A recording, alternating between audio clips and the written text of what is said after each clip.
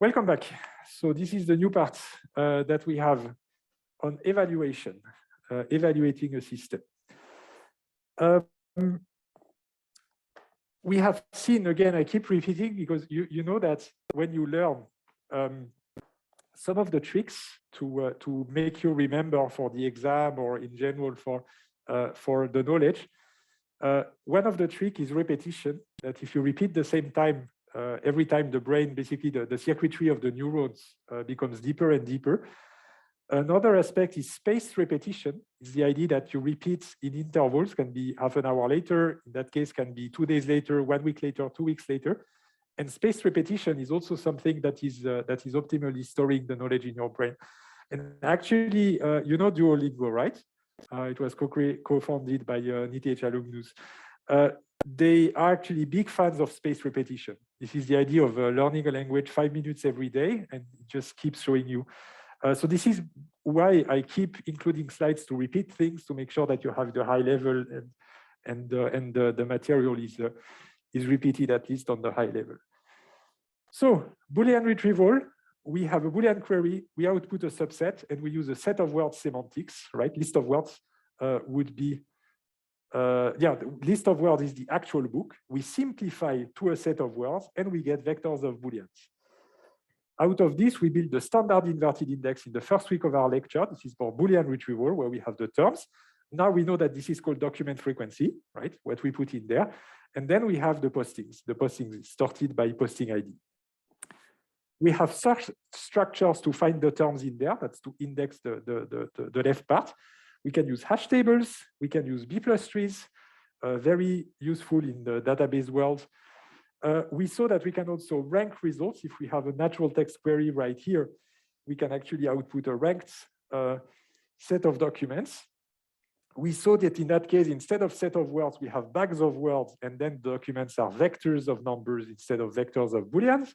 We saw that these are points in a vector space, and that we use the dot product to select the documents that have the highest dot product with the query. And this is why we do this whole evidence accumulation that has no other goal than just accumulating the dot products.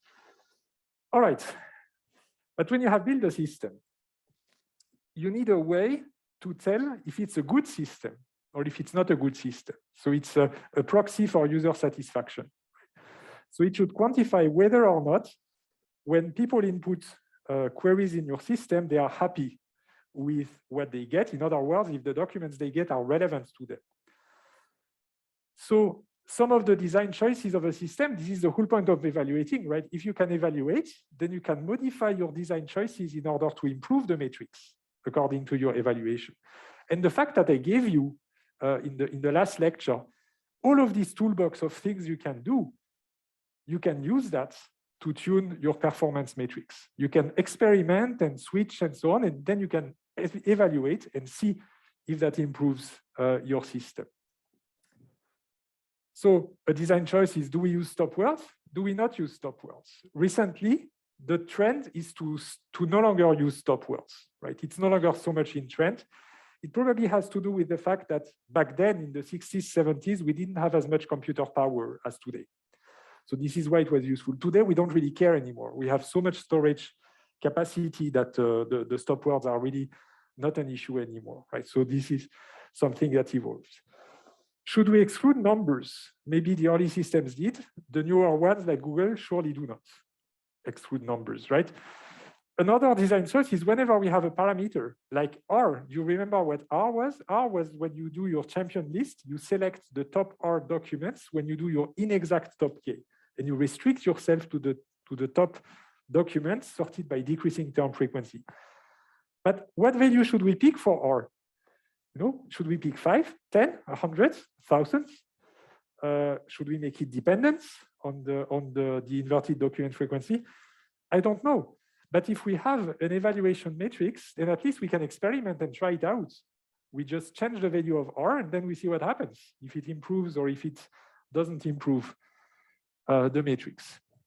The same goes for stemming, for lemmatization, all of these language things that we've been doing. Should you weight the query terms or not weight them? Should you consider them as Booleans 1 or 0? And so on and so on. Should you renormalize the scores? L2, that would be the Euclidean norm, right? So you remember this dot product, we also use it to compute the norm of a vector, right? And then we renormalize the dot product with the norm. But as you might remember, there is this smart notation that allows you to change that behavior. And again, you can change the menu in the smart notation to try to improve your performance metrics. Another one is whenever you have weights that you should use, but then this is typically when it transforms into a machine learning problem, right? When you start to optimize plenty of parameters at the same time, that's basically a machine learning model. And then you have the whole machine learning thing with the loss function, the problem of overfitting, the lambda, the hyperparameters, and so on and so on. So right here, you're in a completely different universe when you do that.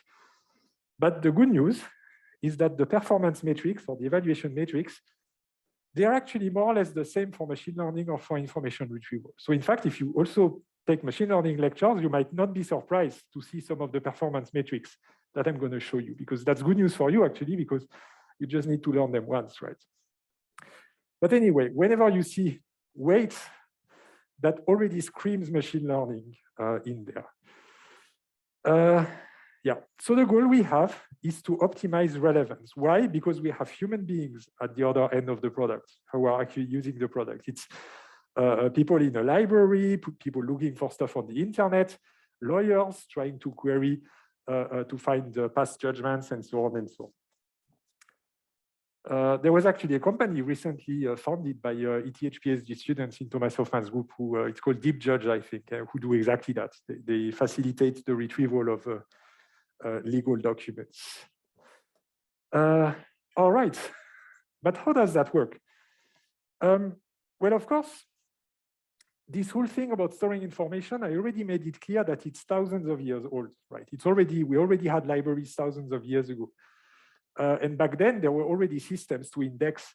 I told you, for example, about the Dewey classification scheme that was very popular at many libraries. So it's a way, it's kind of an index, right? It's not as fancy as the standard inverted index, but it's still a way to index your documents.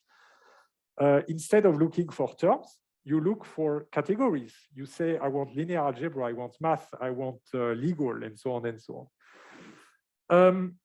And so in the last century, as I said, in the 60s, 70s, it actually started maybe, I think the founder of that was probably Vannevar Bush with the Memex machine and so it was in 45, around 1945. But basically, this is the time where people started gathering and tried to scratch their heads and say, okay, how do we build information systems? How do we evaluate them? And so the idea that they came up with very early is that you need, it's not a training set, then it's more like a test set, but basically you need a collection for the purpose of evaluation. Of course, you need a collection of documents, and you need a set of information needs right in there. And then the idea is that you pick a document, you pick an information need, and you ask somebody, a user or an evaluator, to tell you whether the document is relevant or not to the information need. So of course, the part in there needs a human. It's not a computer who is going to tell you that, right? So you need the set of documents, the set of information needs, and then you need to ask human beings, real humans, to tell you whether that document fits that information need, right? So maybe it's not relevant, maybe it's relevant, but basically the human beings tells you yes or no, right? Of course, you can change the scale. If you don't like the 1, 0, you can say, okay, it's not relevant at all, not very relevant, weakly relevant, very relevant, super relevant. You can also adapt the scale of that. But let's keep it a 0, 1 for now. So it's either relevant or it's not relevant. So the Cranfield data set is one of the earliest that there was in the history of information retrieval. In fact, it's almost ridiculous by 2022 standards how small that was, right? We had 1,300 198 documents and 225 information needs. Today, it's ridiculous because we have billions over the internet, right? But remember that back then, in the 40s, in the 50s, in the 60s, that was enormous because we didn't have the computers we have today. That was really like very slow. And plus, we need to ask people to do that. Now we have techniques. I'm thinking of Amazon Turk and so on, that we can ask millions of people to actually do that sort of thing. But this is because we have the internet. Back then, we didn't. So already asking for a combination among 1,400 documents and 200 information needs, if you already compute the Cartesian product of that, that's already a lot. And that took a lot of time. It was very challenging at the time. Right? So basically what you want, to express it formally, you want a function from the Cartesian product of the documents and information needs to be true, false. This is what you want to build with human beings. So this was Cranfield. There was actually Cranfield 1, Cranfield 2. So there were several steps to building that. In fact, in the very early phase of Cranfield, they considered 4 different indexing techniques. Dewey was one of them, and there was 3 others. And they tried to evaluate with real people, and then they iterated with different systems. But anyway, so this is Cranfield. Later, there was a more modern data set, very similar in spirit, right? It's just the numbers that change. That's called TREC, T-R-E-C. And here you see that we have more than 1 million documents, 1,890 documents, and 450 information needs. It's pretty much the same thing, but just with a different data set and information needs. And you need domain experts. In that case, it was for Cranfield, it was aeronautic. I can't remember for TREC what it was. That give you the relevance judgments. Right. Okay, but let me take a few seconds because you might be wondering, I say information need. What is an information need? A document, that's clear, right? But what is an information need as opposed to a query? Well, the difference is that ETH Zurich is what you type in the search box, right? This is what the computer sees. The information need is not that. The information need is what the person who is actually running that query is looking for. It's in the brain. So Alice here might be searching for a higher level education institution. But somebody else might have typed ETH Zurich, but they were looking for Ethereum in Zurich, Kansas, right? And they would also type maybe ETH Zurich. So you see why the query alone is not enough to fully capture the information need. So this is why when they build the data sets, Cranfield and the others, this is the part that they give to the domain experts. This right here. And then the domain experts are going to map this to this. They are going to try themselves to find what to type here. And then you evaluate the system, right? So that might also be something else, like ETH is also extended trading hours. ETH and Zurich might be the insurance company, right? So you see there's always an ambiguity. In the same way, so this is in one direction. In the other direction, I think I already gave you that example, that a very complex search query, and then there's plenty of ways that you could actually formulate your query. So what people did in the very early days of Cranfield, they tried to kind of modularize the whole thing, to kind of disassemble the mapping from the information into the query, the mapping from the query to the result with a system, the collection of documents and so on. And they tried to reason separately on all the pieces with domain experts, with end users and so on and so on.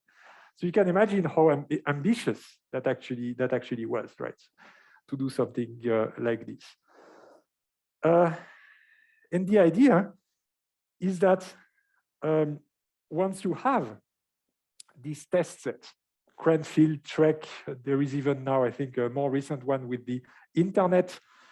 In order to evaluate, the next thing you need is metrics that tell you how good your system is. In particular, you want to compare the output of your system with these outputs, these outputs right here. This is what you want to compare. This is the truth because we as domain experts, so they know what they're talking about. And we want to compare this with what your system is giving to them. All right. So I already introduced in the very early days of the lecture the precision and recall. I'm repeating that, and then I'll give you a few more things that you can do to evaluate your system. All right. So you have the results. This is what your system outputs that you've just implemented. So you selected a value for P, you use stop words, you basically decided some weights and so on. You have a working system. You run maybe with a test user, you give them an information need, they type a query, and these are the results. Some of the results are relevant, some of the results are not relevant. So you classify the results in that way. This is all that is returned, relevant, not relevant. Can anybody remind me of what the precision is, how it's calculated on Zoom or in the room? Anybody? Precision? Yes? That's how many of the documents are relevant. Yes, more exactly. So that's an absolute number, right? You're almost there. That's exactly divided by the total number of returned documents. So it's basically everything. Let me show it. And I see on the Zoom chat that did somebody also. Relevant divided by total. Relevant divided by total, exactly. So this here, you basically gave the same answer on the Zoom chat and here. So it's this part here. That's the relevant returned results divided by all of that. So what's the precision here for that very specific example?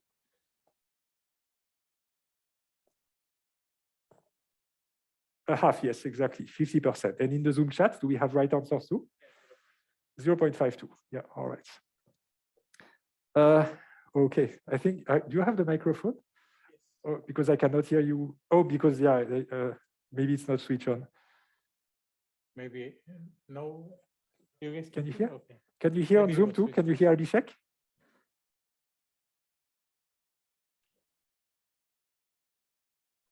Anybody on Zoom? Can you confirm you can hear Abhishek? Hello, hello. Yes, perfect. All right. Okay, no, it's important. I mean, I really want to make sure, you have the choice. You can be in the lecture hall, you can be on Zoom. I really want to make sure that no matter where you are, in the lecture hall or on Zoom, you can study in the best quality possible, right? So it's very, very important to me that, that everybody is included in the teaching. All right, so 1/2, that's basically 8 divided by 16. So this is the precision. There's another name for that. These are called the true positives. True positive because they are correctly returned, basically, divided by the returns. These are also basically the true positives plus the false positives, right? True positives, false positives. Okay, so it's 50%. In that case, the precision is, now we can very rapidly give me the answer. The precision here is 1, exactly, 100%. Here it's 0, yes. And here it's, on Zoom also, you can try in the Zoom chat. 80%, yes, exactly, that's 80%. It's 8 divided by 10. All right, perfect. Zoom has 0.8. 0.8, exactly, yes, absolutely. 0.8 is the same as 80%, right? So it's good to have this flexibility. Okay. Okay, so now let me expand. So there are these true positives, false positives, but we also have the true negatives. So that's the documents that are not returned and that are also not relevant.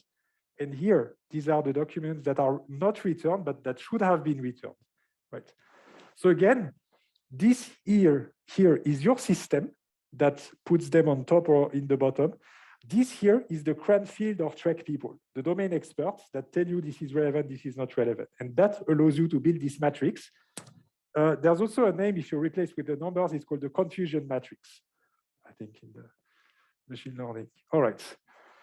So the recall is something that I also introduced to you. The recall is the division of that by all of that. So it's the true positives divided by the relevant documents, like this, right? So in that case, it's going to be 50%. The recall, what is the recall here? Let's see on Zoom. I'm trying to alternate a bit. Then I come to you if nobody answers on Zoom. On Zoom, does anybody have? The recall is 1. Yes, exactly. Yeah. Here, what is the recall? Maybe you can tell us. What's the recall here? 0. Yes, exactly. 0%. And here?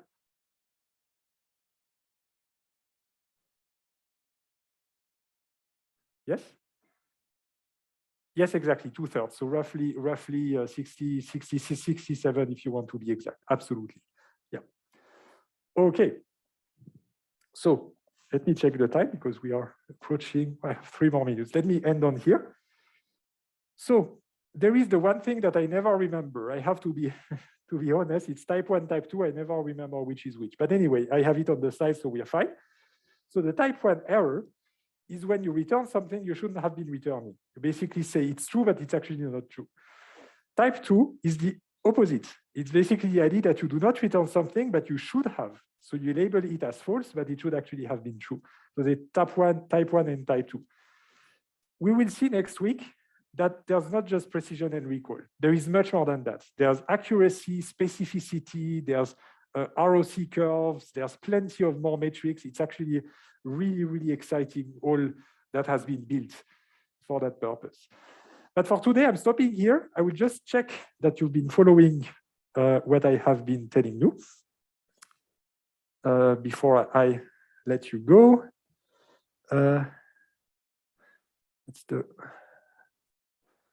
So let's see if I have to refresh. Oh, that worked on the first try. All right, so just checking that you've been following, and then you're good to go. Here I can already mention there's only one exercise session because it's been merged. It's here in HDF3, right, Abhishek? It's in this room. That Andrea said, yes. So the exercise session is right now and in this room only, so do not go to the other room also if you hear us on Zoom. All right, this is wonderful. That's exactly how I want it to be. So the majority, that's an evaluation metric actually for me. It's not with precision and recall, but it allows me to adapt. So here you see more than 80% most of you, so that's perfect. The speed is good. I slow down if I see that it goes down, and I accelerate if I see that it goes up. All right. Perfect. So let's stop here then. So thank you very much for following the lecture. We are here on Mattermost if you want to ask questions. There is the exercise session. You can send emails. I mean, we are here in order to make sure that you can learn. Please read the book. There is every week a new chapter of the book. It always corresponds to part of the book, what I'm telling you. So if that doesn't make any sense, I'm just gesticulating in front of you and that doesn't make sense, then read the book. Maybe the authors can explain it in a different way than I do. All right, so thank you very much. Have a nice weekend. Enjoy the exercise session. Thank you, Abhishek, for moderating with me, and I'll see you next week at 2 again on Friday. Goodbye. Thank you.